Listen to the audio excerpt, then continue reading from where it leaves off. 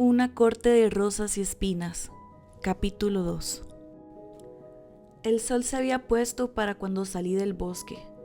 Las rodillas me temblaban, tenía las manos completamente entumecidas, heladas alrededor de las patas de la cierva. Ni siquiera el cuerpo muerto podía aislarme de ese frío cada vez más profundo. El mundo estaba bañado en tonos de azul oscuro, interrumpidos solo por ejes de luz de color amarillo que escapaban de las ventanas cerradas de nuestra choza medio derruida. Era como caminar a través de una pintura viviente, un momento fugaz de quietud mientras los azules cambiaban de prisa hacia una oscuridad más sólida. Seguí andando trabajosamente por el sendero, mis pies empujados por el hambre que tenía, al borde del desmayo, y por último oí la algarabía de las voces de mis hermanas que acudían a recibirme. No necesitaba entender las palabras para saber que con toda probabilidad estaban charlando sobre algún joven o sobre las cintas que habían visto en la aldea cuando deberían haber estado partiendo leña. Pero de todos modos sonreí un poquito. Golpeé las botas contra el marco de piedra de la puerta para sacarme la nieve. Cayeron algunos pedazos de hielo desde las piedras grises de la choza, y por debajo aparecieron las marcas medio borradas que estaban talladas en el umbral.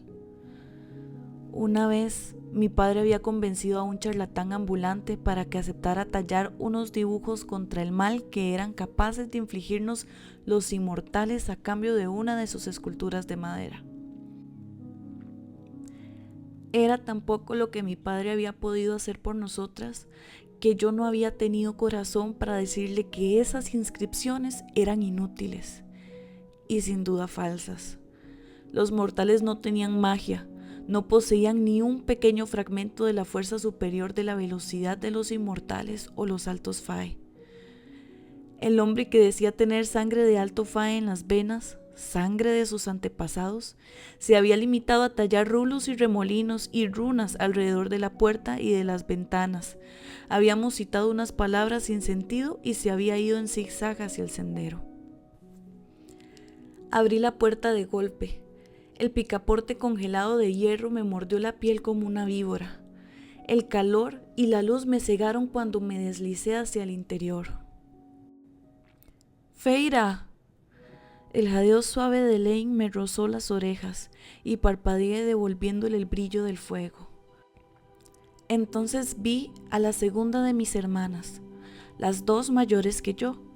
Aunque envuelta en una manta raída, llevaba el cabello entre dorado y castaño, que teníamos las tres perfectamente peinado y recogido sobre la cabeza. 8 años de pobreza no le habían arrancado el deseo de ser hermosa. ¿De dónde has sacado eso? La corriente del hambre erosionaba sus palabras como un río subterráneo y les daba un filo muy común en las últimas semanas. No mencionó la sangre que me cubría el cuerpo. Yo había dejado de esperar hacía ya mucho que alguna de ellas notara de verdad que llegaba de los bosques todas las tardes. Por lo menos hasta que tuvieran hambre de nuevo. Pero claro, mi madre no les había hecho jurar nada cuando estaban de pie junto a su lecho de muerte.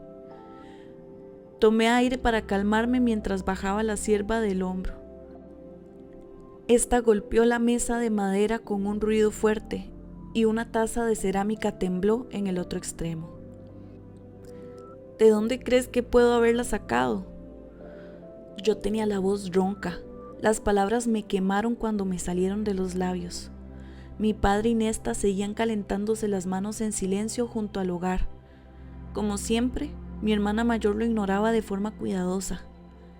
Separé la piel del lobo del cuerpo de la cierva y después de sacarme las botas y ponerlas junto a la puerta, me volví hacia Lane. Sus ojos marrones, exactamente iguales a los de mi padre, seguían fijos en la cierva. ¿Te va a llevar mucho limpiarla? Yo tendría que hacerlo, claro, no ella, no los demás. Nunca había visto las manos de mis hermanas sucias de sangre y pelo. Hasta había aprendido a preparar y trocear mis presas siguiendo las instrucciones de otros. Elaine se apoyó la mano contra el vientre. Con toda probabilidad, tan vacío y dolorido como el mío. No es que Elaine fuera cruel, no como Nesta, que había nacido con una mueca burlona en la cara. No, es que a veces Elaine parecía que no entendía. No era maldad lo que hacía que nunca se ofreciera a ayudar, era algo más simple. No se le ocurría que tal vez fuera necesario que tuviera que ensuciarse las manos. Todavía no estaba segura de si ella realmente no entendía que éramos pobres, pobres de verdad, o si se negaba a aceptarlo. Eso no me había impedido usar el poco dinero que tenía para comprarle semillas para el jardín que ella cultivaba en los meses más tibios. Y no le había impedido a ella comprarme 3 latitas de pintura, rojo, amarillo y azul. El mismo verano en que yo había conseguido la flecha de madera de fresno.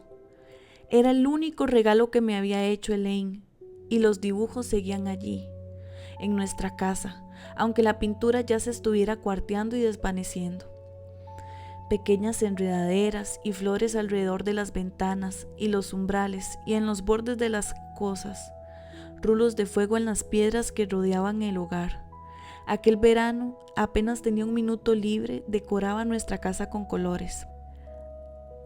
A veces escondía dibujos delicados en el interior de los cajones, detrás de las cortinas raídas, por debajo de las sillas y la mesa. No habíamos vuelto a tener un verano así. ¡Feira! Retumbó desde el fuego el rumor profundo de la voz de mi padre. Su barba oscura estaba bien cortada, la cara impecable, como las de mis hermanas. ¡Qué suerte has tenido hoy! ¡Qué abundancia nos has traído! Junto a mi padre, Nesta resopló con desprecio. No era ninguna sorpresa. Todo tipo de halago dirigido a cualquiera. Yo, Elaine, otros aldeanos, le provocaba un gesto de desprecio y ridiculizaba las palabras que dijera papá. Yo me incorporé. Estaba demasiado cansada para permanecer de pie, pero apoyé una mano en la mesa junto a la sierva mientras miraba a Nesta.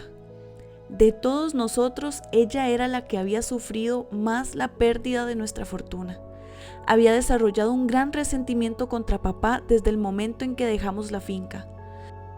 Sobre todo después de aquel día espantoso en que uno de los acreedores acudió a mostrarnos lo enojado que estaba por la merma de su inversión. Pero por lo menos Nesta no nos llenaba la cabeza con charlas inútiles sobre cómo recuperar nuestra riqueza, como hacía papá. Ella se limitaba a gastar el dinero que yo no escondía y raramente se preocupaba por reconocer la presencia de los pasos renqueantes de papá. Había días en los que yo no sabía cuál de nosotros estaba más amargado, quién era el más desdichado de todos. Comamos la mitad de la carne esta semana, dije, mirando a la sierva. Su cuerpo ocupaba toda la mesa que nos servía como área de comida, de trabajo y de cocina. La otra mitad la secaremos, seguí diciendo, aunque sabía que lo dijera como lo dijese, sería yo la que haría la mayor parte del trabajo. Y mañana iré al mercado a ver cuánto puedo sacar por las pieles. Terminé la frase más para mí misma que para ellas. De todos modos, nadie se molestó en demostrar que me había oído. La pierna maltrecha de mi padre estaba estirada frente a él, bien cerca del fuego. El frío, la lluvia y los cambios de temperatura hacían que le dolieran aún más las terribles heridas que tenía en la rodilla. Había apoyado el sencillo bastón de madera tallada contra la silla. Se lo había hecho él mismo, aunque muchas veces Nesta lo cogía y lo dejaba fuera de su alcance. Podría conseguir trabajo si no estuviera tan avergonzado de sí mismo, decía Nesta cuando yo me enfurecía por su actitud. Ella lo odiaba por la herida, también por no haber plantado cara cuando el acreedor y sus matones entraron en la choza y golpearon la rodilla una y otra vez. Nesta y Elaine se habían refugiado en el dormitorio y levantado una barricada contra la puerta. Yo me había quedado y había suplicado y llorado con cada grito de mi padre, con cada crujido de sus huesos. Me había hecho pis encima y después había vomitado en las piedras frente al hogar. Solamente entonces se fueron. Nunca volvimos a verlos. Habíamos usado una gran parte del dinero que quedaba para pagar al sanador. A mi padre le había llevado 6 meses empezar a caminar, 1 año poder andar 1 kilómetro. Las monedas que nos llevaba cuando alguien se apiadaba de él, lo suficiente como para comprarle lo que tallaba en madera, no llegaban para darnos de comer. Hacía 5 años, cuando el dinero desapareció por completo y mi padre siguió sin poder ni querer moverse. Aceptó que yo fuera a cazar al bosque en cuanto dije que lo haría. No se había molestado en ponerse de pie desde su asiento junto al fuego, ni siquiera se había molestado en levantar la vista de la madera que estaba tallando. Me dijo que fuera a los bosques letales, llenos de fantasmas, los bosques que temían incluso los cazadores más curtidos. Ahora, en cambio, era un poco más consciente y a veces me ofrecía señales de gratitud. A veces caminaba muy lentamente hasta la aldea para vender sus tallas. No siempre, no demasiado. Me encantaría una capa nueva, dijo Elaine por fin con un suspiro, en el mismo momento en que Nesta se levantaba y decía: necesito un nuevo par de botas. Yo me quedé callada. Sabía que no tenía que meterme en esas discusiones, pero miré el par de botas todavía relucientes de Nesta junto a la puerta. A diferencia de esas, las mías, demasiado pequeñas para mí, se habían abierto por las costuras y apenas se podían cerrar con unos cordones muy gastados. Pero yo me estoy congelando con esta capa raída, protestó Elaine. Voy a morir congelada. Fijó los ojos en mí y agregó: por favor, Feira.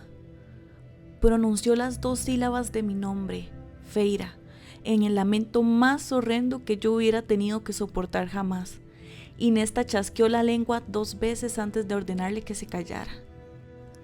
Dejé de escucharlas cuando empezaron a discutir sobre quién se quedaría con el dinero de las pieles al día siguiente, y de pronto descubrí a mi padre de pie frente a la mesa, una mano apoyada en ella para sostenerse, mientras inspeccionaba la cierva.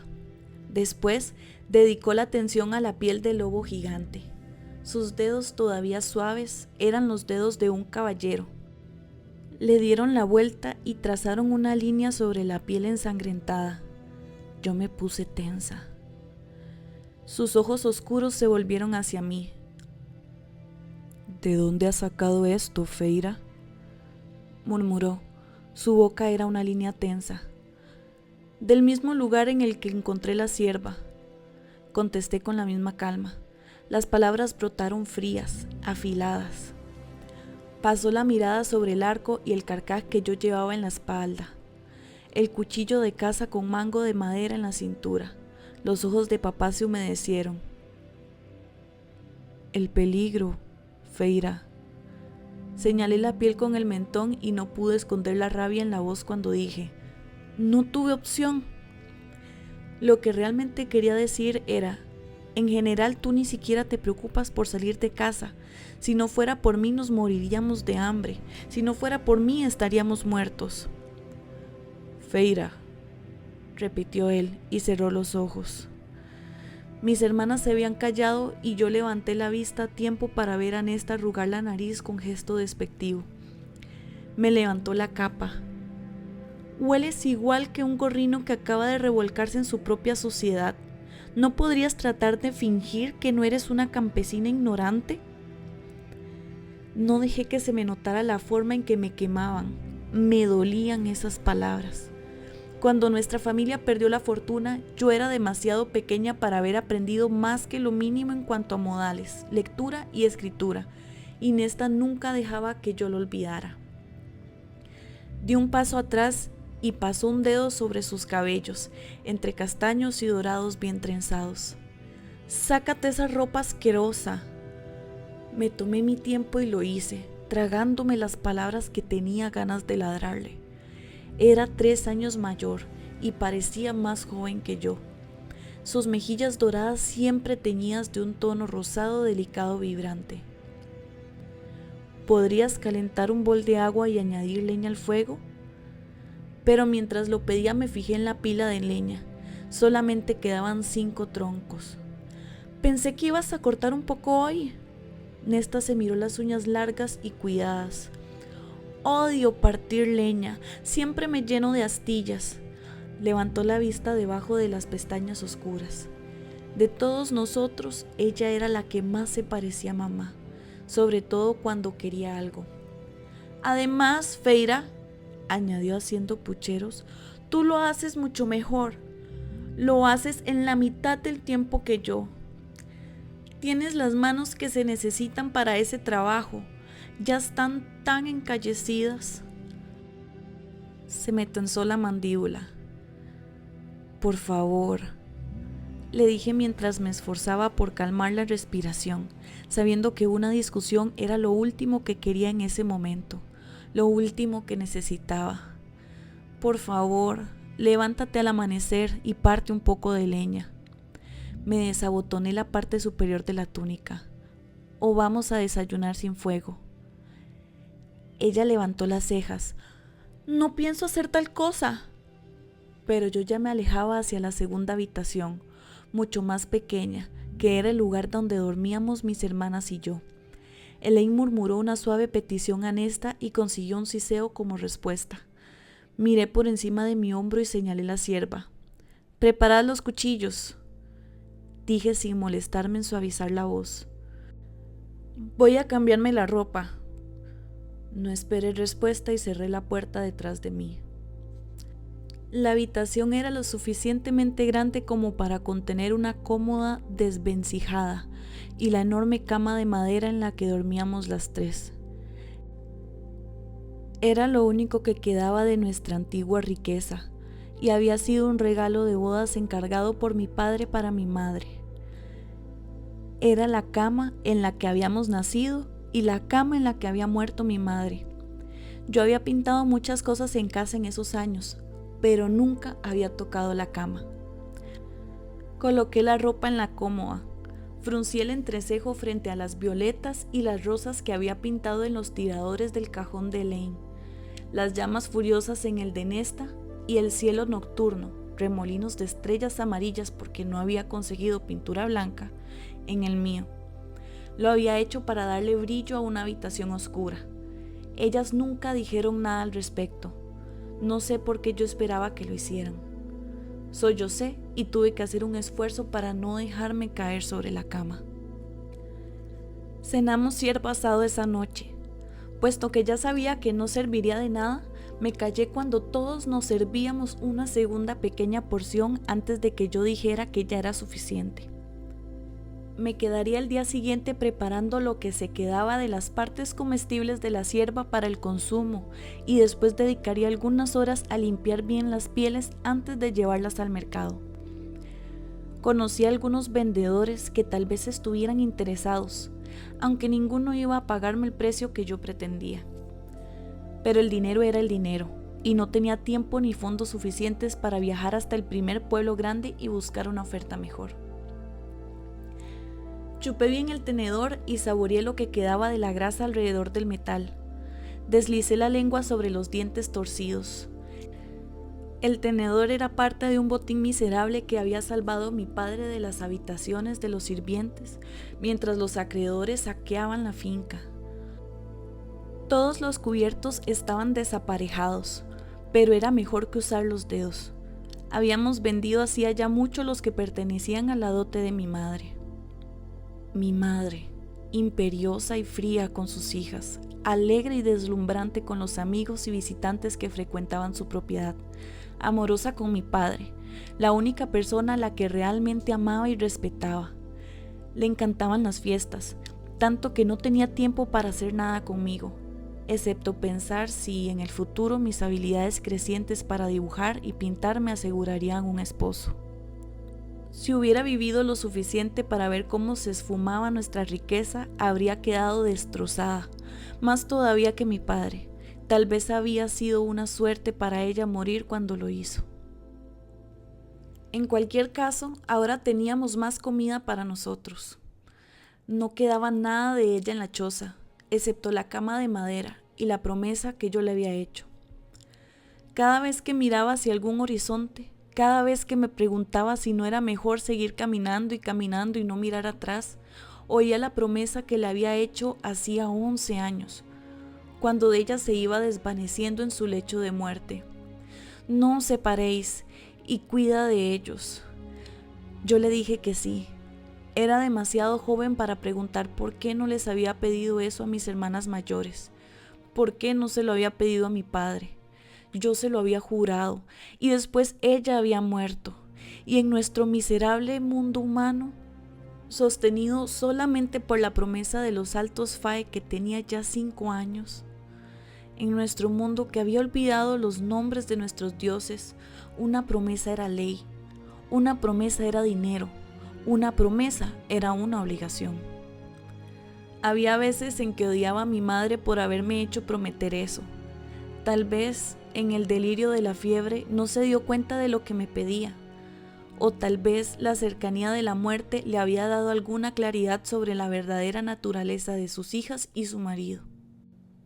Dejé el tenedor y miré las llamas de nuestra pequeña hoguera que bailaban sobre los troncos que aún quedaban. Estiré las piernas doloridas debajo de la mesa. Me volví hacia mis hermanas. Como siempre, Nesta se quejaba de los aldeanos.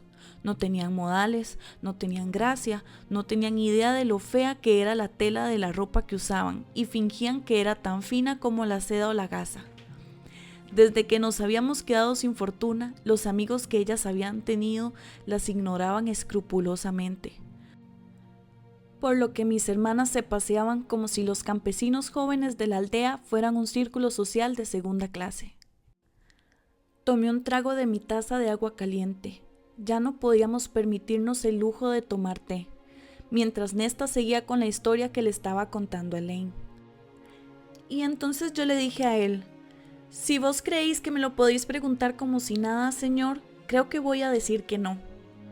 ¿Y sabes qué dijo Tomás? Tenía los brazos apoyados sobre la mesa y los ojos muy abiertos. Elaine negó con la cabeza.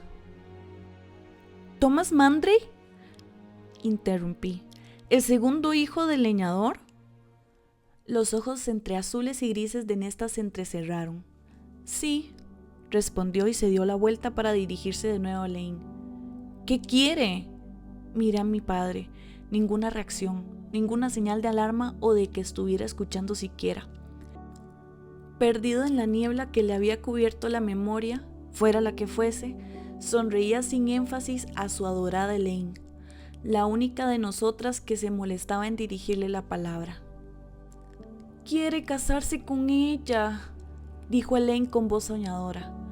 Yo parpadeé. Nesta inclinó la cabeza a un lado. Había visto ese movimiento en algunos predadores. A veces me preguntaba si, en el caso de que ella no hubiera estado tan preocupada por su pérdida de estatus, ese acero constante no podría habernos ayudado a sobrevivir, incluso a mejorar.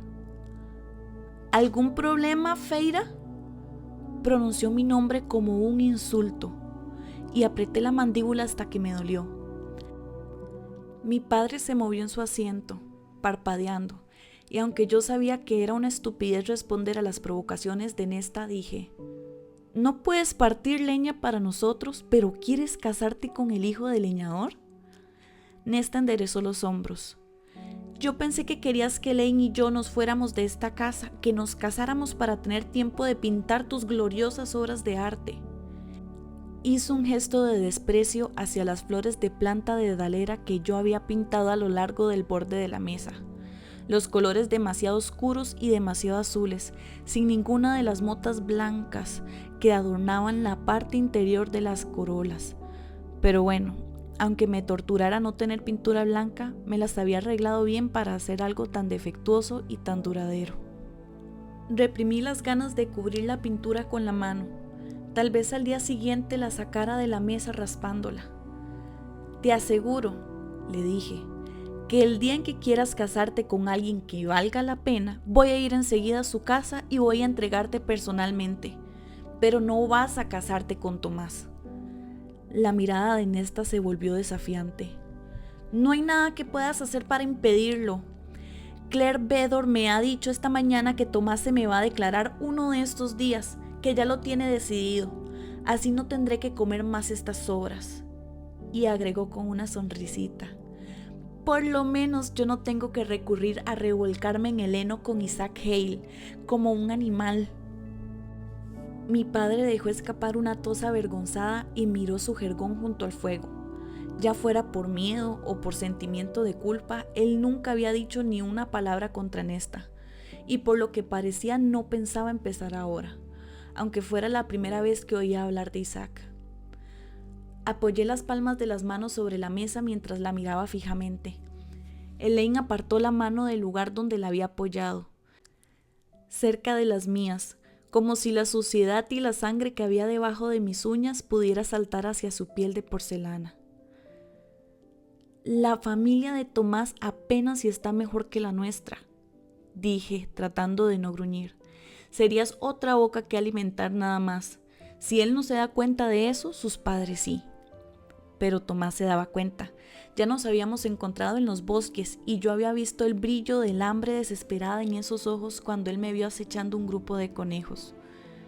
Nunca había matado a otro ser humano, pero ese día sentí que mi cuchillo de caza era como un peso al costado del cuerpo.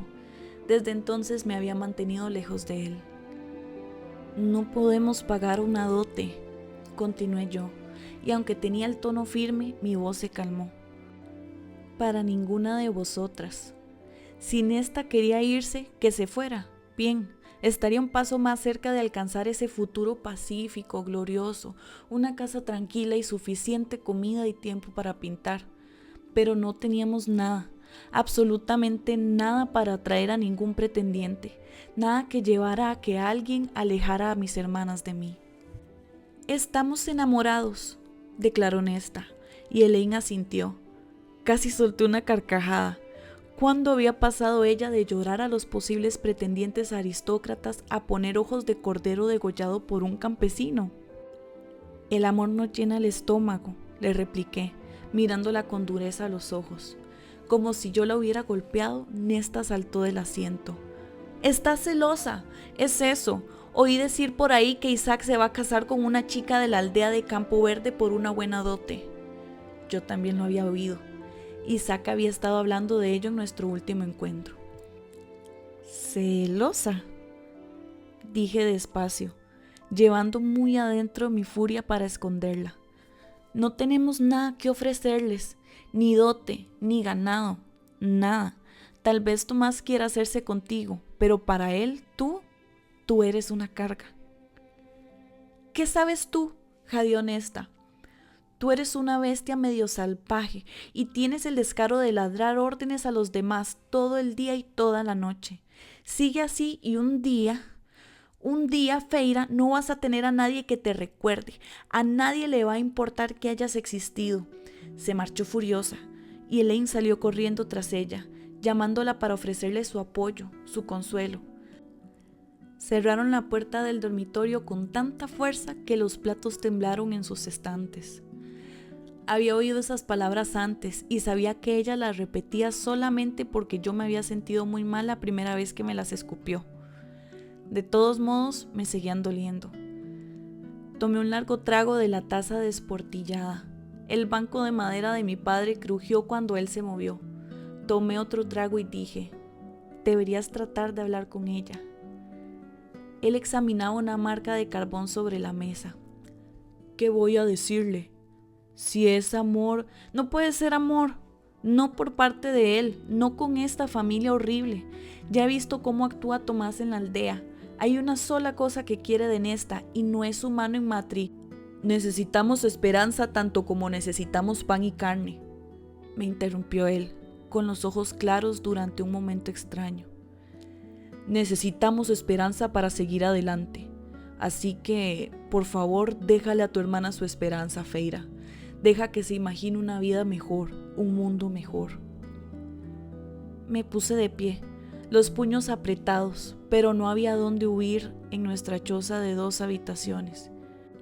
Miré la pintura de las flores de dedalera descoloridas que había pintado en el borde de la mesa. Las flores más cercanas al exterior estaban descascarilladas y desvaídas, el fragmento más bajo del tallo completamente borrado. En unos años habría desaparecido. No quedaría ninguna marca, nada que indicara que alguna vez habían estado ahí, que yo había estado ahí. Cuando levanté la vista hacia mi padre, mi mirada era dura. Eso no existe.